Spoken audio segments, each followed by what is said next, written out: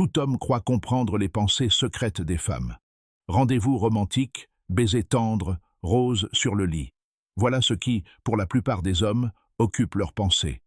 Mais voici la réalité inconfortable. Ce qui lui traverse l'esprit dans le calme est souvent plus sombre, bien plus primitif et bien plus risqué qu'elle ne voudrait jamais l'avouer. Elle ne vous l'avouera pas. Elle ne le murmurera même pas à ses amis les plus proches.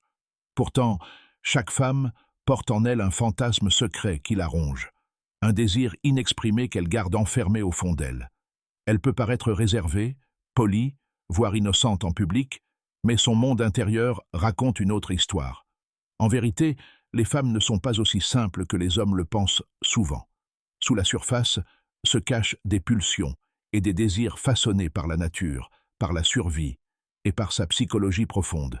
Et si vous ne comprenez pas ce côté d'elle, vous vous tromperez toujours sur ce qui alimente réellement son attirance. Voici la réalité que la plupart des hommes refusent d'affronter. Les femmes ne sont pas attirées par le réconfort comme ils le croient. Fleurs, compliments, efforts incessants.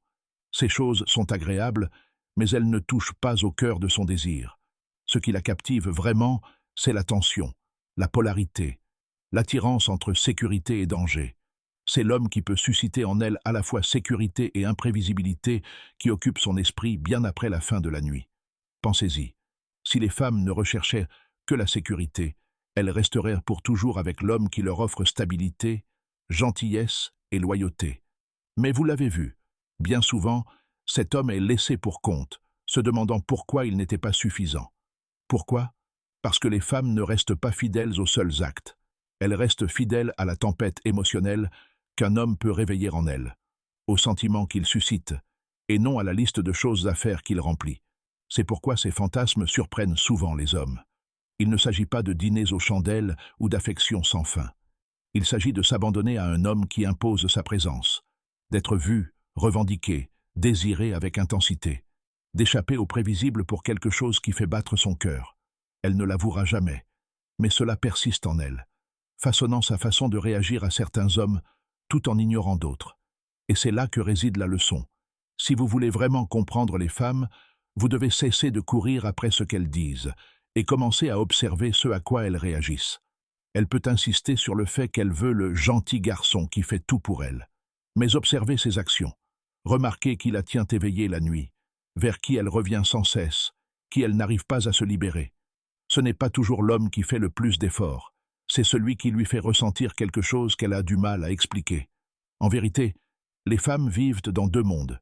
Celui qu'elles présentent publiquement, où tout est soigné, poli et acceptable, et le monde caché, où résident leurs véritables désirs. La plupart des hommes ne s'intéressent qu'à la surface, mais l'homme rare qui puise dans son monde caché devient inoubliable. Il devient l'homme auquel elle pense quand personne ne la regarde.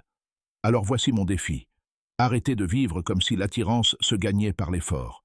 Cessez de croire que la loyauté vient d'une disponibilité infinie. L'attirance n'est pas logique.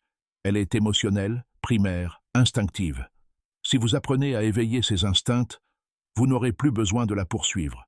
Elle se sentira attirée par vous, même si elle ne comprend pas pleinement pourquoi. N'oubliez pas ceci. Chaque femme porte en elle un monde secret. La plupart des hommes ne le voient même pas. La plupart des hommes ne sont pas assez forts pour le gérer. Mais si vous devenez l'homme qui sait tenir bon, qui sait faire ressortir sa confiance et sa fougue, vous n'aurez plus à vous poser de questions. Elle vous le montrera, par son regard, ses actions, son silence.